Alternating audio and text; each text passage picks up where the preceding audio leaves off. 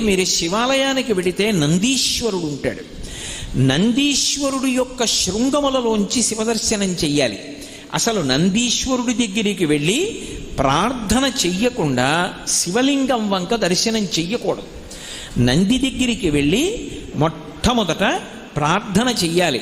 ఏమని అంటే, నందీశ్వర నమస్తుభ్యం సాంబానంద ప్రదాయక మహాదేవస్య సేవార్థం ఆజ్ఞాం దాతుమర్హసి అని అడగాలి. అనుజ్ఞాం దాతుమర్హసి.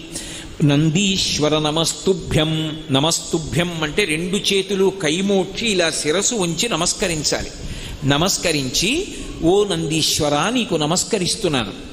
ఎవరు నువ్వు? సాంబానంద ప్రదాయక. సా అంబ ఆనంద ప్రదాయక.